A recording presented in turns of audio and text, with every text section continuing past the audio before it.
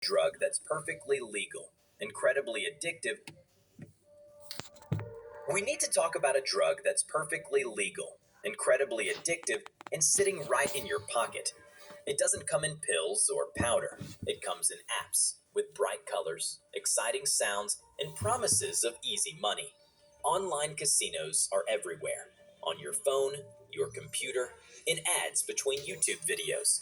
They're marketed as harmless entertainment, a bit of fun, maybe a chance to win big. But behind those flashing lights and celebratory sounds lies something far more sinister. A mathematically perfect system designed to extract every dollar you have, using the same brain mechanisms as cocaine and heroin. This isn't about morality or willpower. This is about neuroscience, mathematics, and corporate surveillance. This is about an industry that doesn't just take your money, it rewires your brain to make sure you keep coming back for more. She's 34, works in marketing, and downloaded a casino app 3 months ago after seeing an ad promising a $2,500 welcome bonus. Tonight, she's sitting on her couch, phone in hand, spinning digital slot reels. She's been playing for 2 hours. She's won a few times. The screen exploded with confetti, coins cascaded down, triumphant music played. But somehow, her balance keeps going down. Sarah doesn't realize it yet, but she's caught in a mathematical trap that has been perfected over centuries. A trap so precise, so inevitable that mathematicians have a name for it: gambler's ruin. Here's the brutal truth: every single game in a casino, whether it's slots, roulette, blackjack, or sports betting, is designed with something called the house edge. This isn't a secret. It's not hidden. It's just that most people don't understand what it really means. Take European roulette. The wheel has 37 numbers, 1 through 36, plus a green zero. If you bet on a single number and win, the casino pays you 35 to 1. Sounds fair, right? But here's the trick: there are 37 possible outcomes, not 36. That single green zero is the casino's edge. It means that for every 100 euros you wager over time, the casino mathematically expects to keep 2 euros and 70 cents. Every single time. In sports betting, it's even more insidious. The system is called the vigorish, or VIG. If two teams are evenly matched, you'd expect fair odds to be 2.0. Bet $100, win $100. But bookmakers typically offer odds of 1.90. You have to risk $110 to win $100. That 10% difference? That's the house edge, and it's baked into every single bet you make. But the real killer is something called gambler's ruin. This is a proven mathematical theorem, not a theory. Here's what it says. If you have a finite amount of money and you play a game where the odds are even slightly against you, which they always are in a casino, and you keep playing long enough, you will eventually lose everything. Not might lose, not probably lose, will lose. It's as certain as gravity. The formula is elegant and terrifying. P ruin equals Q over P to the power of N, where P equals probability of winning a single bet. Q equals probability of losing a single bet. N equals number of bets you make. Because the casino always has the edge, Q greater than P, as N increases, as you keep playing, your probability of ruin approaches 100%. Certainty. The casino doesn't need to cheat. They don't need to rig individual games. They just need to keep you playing.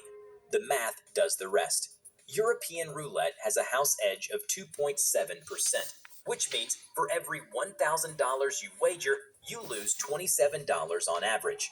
Video slots have a house edge between 2% and 15%, meaning you lose anywhere from $20 to $150 per $1,000 wagered. Sports betting carries a house edge of 2.6% to 4.5%. This means you must win 52.4% of your bets just to break even. Even blackjack, with perfect strategy, has a house edge of 0.5% to 2%. You still lose over time. Sarah doesn't know any of this. She just knows that sometimes she wins, And when she does, it feels amazing. That feeling is about to become a problem. Let's talk about what's happening inside Sarah's brain right now. Every time she taps that spin button, her brain releases a surge of dopamine. Dopamine is often called the pleasure chemical, but that's not quite right. It's actually the motivation chemical, the neurotransmitter that makes you want to repeat an action. When you laugh with friends, your brain releases dopamine. When you eat delicious food, dopamine. When you have sex, dopamine levels rise by about 80%. When someone uses crystal meth, dopamine levels spike by 1,400%. That's why meth is so devastatingly addictive. Gambling? Depending on the game and the moment, dopamine can surge by 200 to 400%. That's in the same ballpark as cocaine. Dr. Luke Clark, a neuroscientist at the University of British Columbia, has spent years studying gambling addiction. Using fMRI brain scans, he's discovered something shocking. The brain of a pathological gambler responds to casino stimuli in exactly the same way as a cocaine addict's brain responds to cocaine. The same neural pathways, the same brain regions lighting up, the same neurochemical cascade. In 2013, the American Psychiatric Association made an unprecedented decision. They moved gambling disorder from the category of impulse control disorders to the category of substance-related and addictive disorders, the same category as drug and alcohol addiction. This wasn't a political decision. It was based on overwhelming neuroscientific evidence that gambling addiction is functionally identical to chemical addiction. But here's where it gets truly sinister. Unlike cocaine, which requires a dealer, money, and physical risk, gambling is legal, accessible 24/7, and sitting in your pocket. And the people designing these games know exactly how your brain works. They've weaponized neuroscience. Dr. Natasha Dalshul is an anthropologist who spent years studying slot machines in Las Vegas. Her book, Addiction by Design, is one of the most disturbing pieces of research you'll ever read. She discovered that modern slot machines aren't designed to make you win. They're not even really designed to make you lose. They're designed to put you into what addicts call the machine zone, a trance-like state where time disappears, where you forget about your job, your family, your bills, your life, where nothing exists except you and the machine. In this zone, winning doesn't even matter anymore. Winning just means you get to keep playing. The goal isn't money, it's the continuation of the trance. And the machines are engineered, down to the millisecond, to create and maintain this state.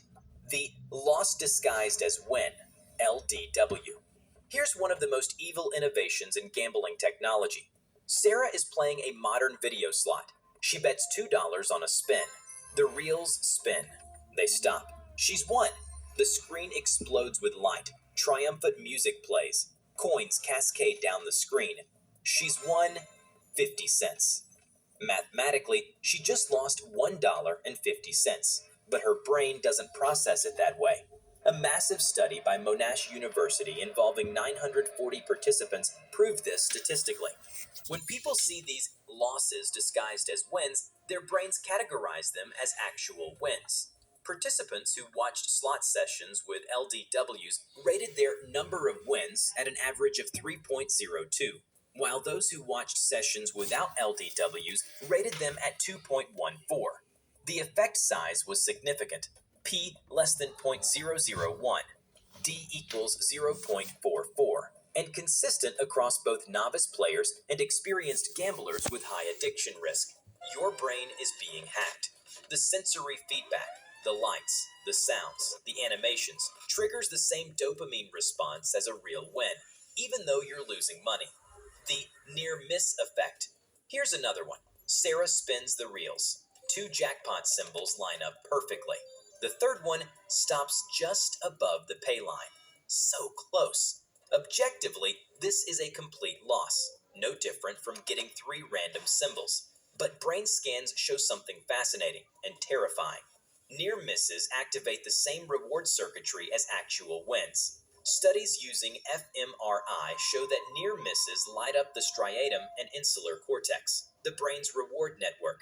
Your heart rate increases, your skin conductivity changes, and most importantly, your motivation to keep playing skyrockets. Subjectively, players report that near misses feel worse than regular losses, more frustrating. But paradoxically, they create the strongest urge to continue playing. Your brain interprets the near miss as, I almost won. I'm getting close. Just one more spin. The machines are programmed to generate these near misses at specific frequencies. They're not accidents, they're weapons. The neuroplastic trap. Here's the truly scary part. The more you play, the more your brain physically changes. With repeated exposure, your dopamine receptors become less sensitive. This is called tolerance. You need bigger bets, longer sessions, more intense stimulation to feel the same rush. This is identical to drug tolerance. Meanwhile, your prefrontal cortex, the part of your brain responsible for logical decision making, impulse control, and critical thinking, starts to deteriorate. Brain imaging studies show actual structural changes in the brains of pathological gamblers. You become less able to recognize that you're losing, less able to stop, less able to think rationally about probability and risk. Former addicts describe the transformation. That stuff destroys your soul. I became aggressive, narcissistic. I couldn't function in groups anymore. I just wanted to be alone with the machine. I was convinced that if I just kept playing, the system would eventually pay out.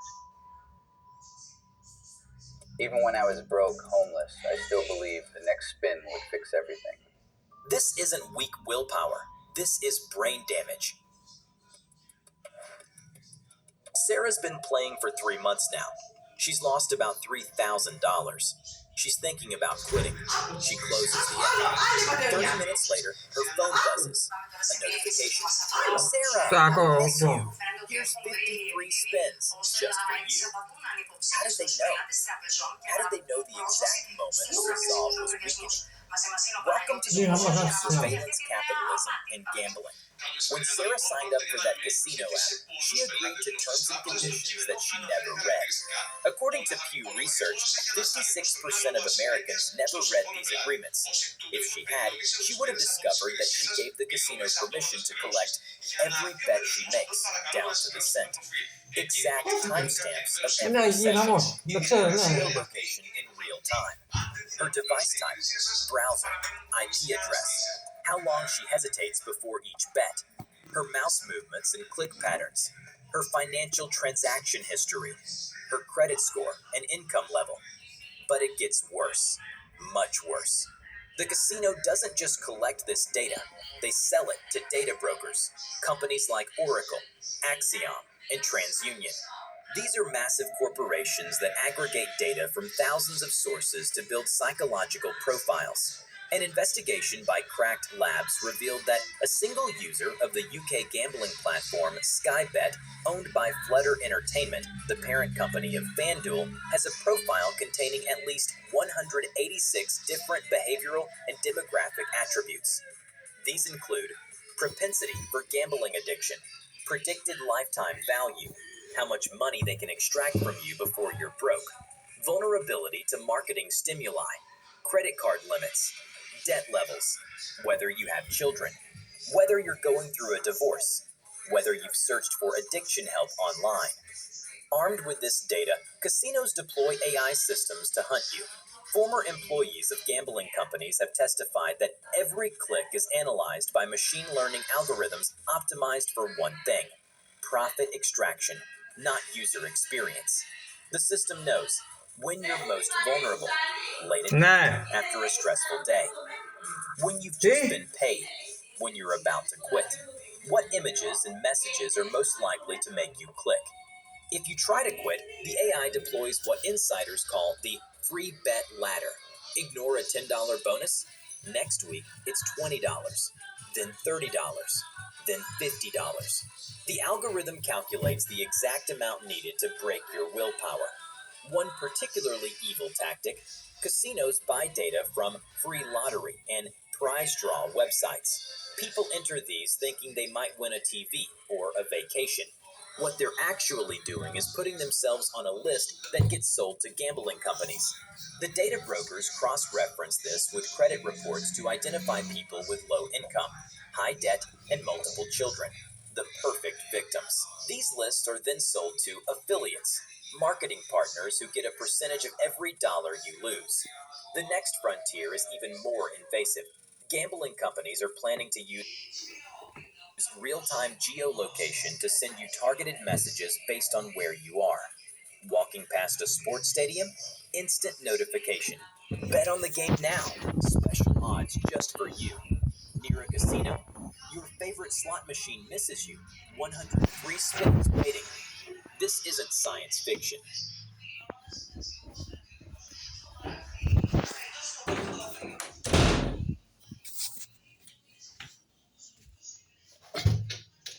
The technology exists and is being deployed right now.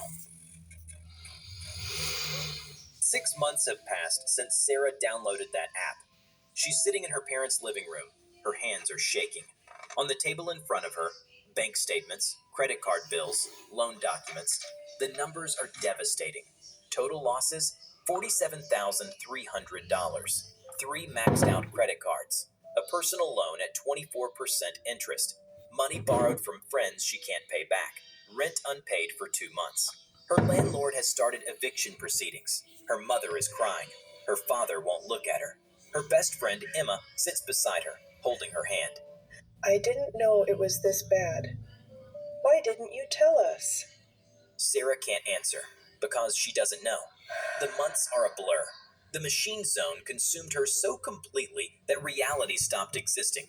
Work, relationships, bills, everything faded into background noise. Only the app mattered. Only the next spin. Sarah feels alone, ashamed, like she's the only person weak enough to fall for this. But she's not. While Sarah sits in her parents' living room, convinced she's uniquely broken, the reality is far more disturbing. According to a comprehensive 2024 systematic review published in The Lancet Public Health, 46.2% of adults globally have gambled in the past year. That's 2.3 billion people worldwide. Among adolescents aged 11 to 17, 17.9% had gambled in the past 12 months. That's 159.6 million young people engaging with age-restricted gambling products. But the real crisis isn't occasional gambling, it's addiction. The World Health Organization estimates that 1.2% of the world's adult population suffers from gambling disorder. That translates to approximately 60 million people. Another 450 million adults engage in what researchers call risk gambling, patterns that harm their finances, mental health, relationships, and work. This isn't a personal failure, it's a global epidemic. Among young adults aged 18 to 24, the statistics are terrifying.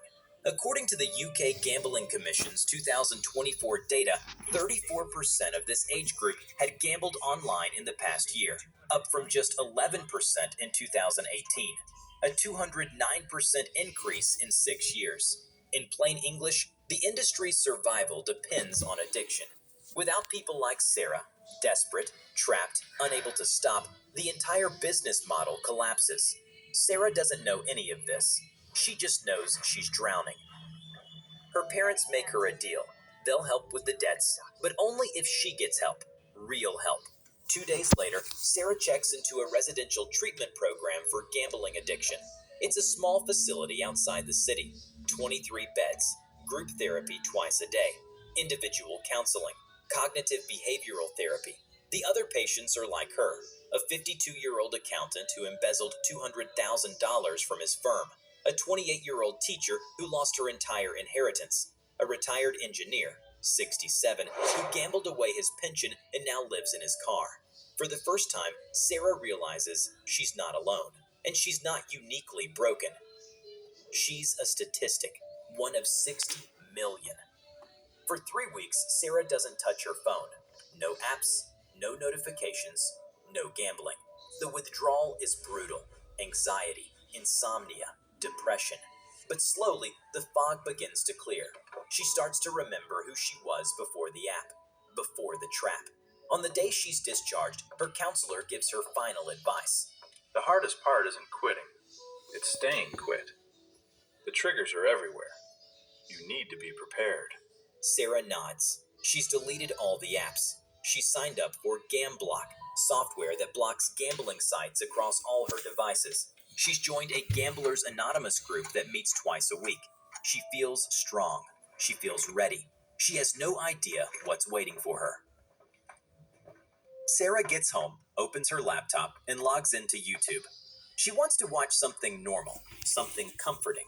Maybe a cooking channel, maybe travel vlogs. Something to help her relax after 3 weeks in treatment. The homepage loads. The very first recommended video? I won $50,000 in one night. Insane casino stream highlights. The thumbnail shows a young guy, maybe 25, sitting in front of 3 monitors, hands in the air, mouth open in shock.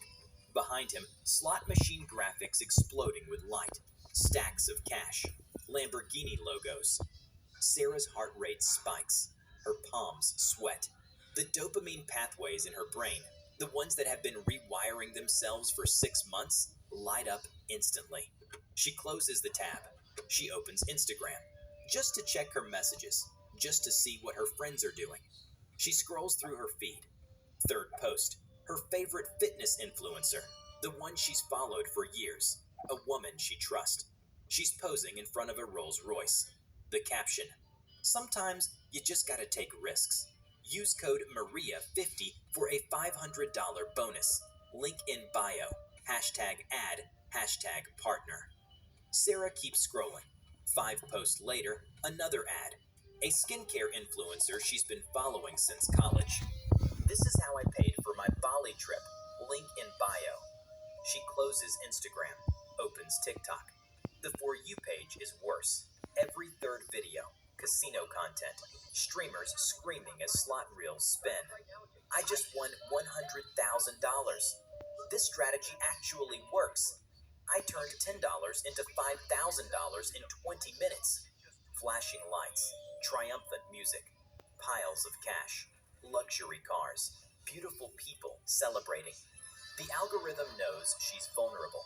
It's been tracking her, and now it's feeding her exactly what her damaged dopamine system craves. She closes TikTok, opens Twitter. Promoted tweet at the top of her feed. The big game is tonight. Bet $10, get $200 in bonus bets. Limited time offer. She's shaking. She's been online for 4 minutes. In those 4 minutes, she's been hit with gambling content 7 times. This isn't coincidence. This is warfare. And Sarah is realizing something her counselor didn't prepare her for. She's not fighting an addiction. She's fighting an industry. An industry that has spent the last decade perfecting the science of recapture. An industry that knows exactly when someone is trying to quit and knows exactly how to pull them back in. 84% of recovering gambling addicts report that advertising is a major trigger for relapse. The industry knows this. They've always known this. Sarah sits on her couch, laptop closed, breathing slowly. She's trying to use the techniques from therapy, mindfulness, grounding exercises, focus on the present moment. But her phone is in her pocket, and she knows that if she opens it, the algorithm will be waiting. She's been clean for 3 weeks, the longest 3 weeks of her life. But the machine is patient, and it's just getting started. What Sarah doesn't know, what most people don't know, is that she's caught in the single largest marketing blitz in gambling history. The global online gambling industry now spends between $8 billion and $12 billion per year on advertising and marketing. For context, that's more than Coca-Cola's entire annual marketing budget. And the fastest growing segment? Influencer partnerships. In 2024, Canadian streamer XQC, Felix Linguel, signed a deal with gambling platform Stake.com, reportedly worth $100 million over 2 years. His streams regularly attract 50,000 to 70,000 concurrent viewers, mostly young men, mostly under 25. When he gambles on stream, he's not using his own money. Stake provides him with house funds. Any losses are covered. He's playing with Monopoly money, but his audience doesn't know that. Trainwrecks TV, Tyler Nicknam, another top Twitch streamer, reportedly earned $360 million from a multi-year stake contract. During one stream, after the controversy broke, he admitted something remarkable. I was paid to lose. The casino gave me money. I lost it on stream. They paid me millions. I knew people were getting addicted watching me. Drake, the rapper, signed a partnership with Stake estimated at over $100 million. His Instagram post showing massive wins reach over 100 million followers. But it's not just celebrities.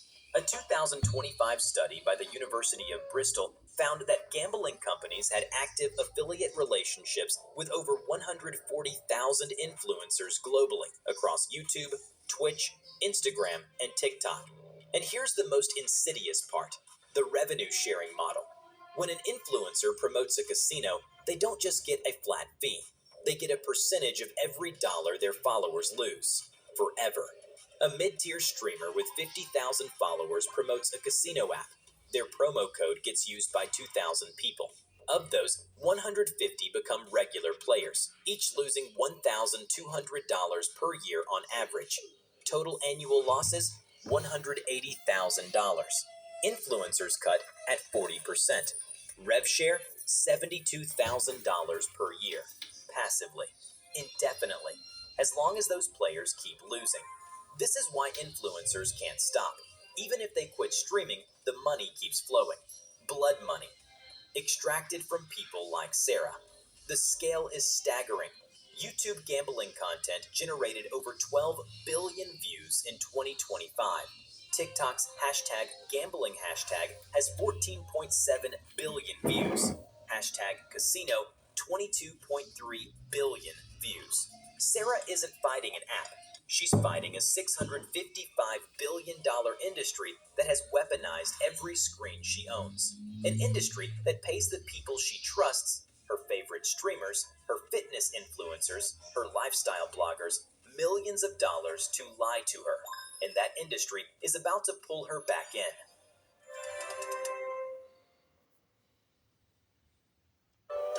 Επιτέλους διώξαμε την κουμούτσα. Μας έλυσε τα χέρια η cloud ταμιακή από την Oxygen, από το κινητό. 5 weeks after rehab, Sarah is scrolling Instagram before bed. Her favorite productivity YouTuber post: "This paid off my student loans in 3 months. Use code GRIND200 for a bonus." Sarah thinks, maybe just $50 to test it. Within 2 hours, she's deposited $800. 2 months later, she's lost another $22,000. Been fired from her job and is sleeping on a friend's couch. Here's the question we need to ask. Did Sarah destroy her own life, or was her life destroyed for her? She was targeted by an algorithm designed to identify vulnerable people. She was manipulated by neuroscientific techniques proven to override rational decision-making. She was surveilled by AI systems that tracked her every weakness and exploited them in real time. She was bombarded by billions of dollars in advertising designed by the world's best psychologist to make gambling look fun, easy, and consequence-free. She was influenced by people she trusted, celebrities, streamers, influencers, who were paid millions to lie to her. And when she tried to quit, the machine pulled her back in. Sarah is not weak. Sarah is not stupid. Sarah is not morally deficient. Sarah is a victim of the most sophisticated predatory system ever created. And she's not alone. Right now, as you watch this, over 85 million people worldwide are trapped in clinical gambling disorder. Hundreds of millions more are at risk. This is the fastest growing addiction of the 21st century. Bigger than opioids. More profitable than the illegal drug trade. And it's completely legal. The industry is already hunting the next generation. Your little brother who watches Twitch. Your coworker who bets on football. Your mom who plays online bingo. Your friend who just downloaded FanDuel because their favorite podcast advertised it. The algorithm is watching them too. Calculating. Optimizing. Hunting. the house always wins, unless we stop playing their game.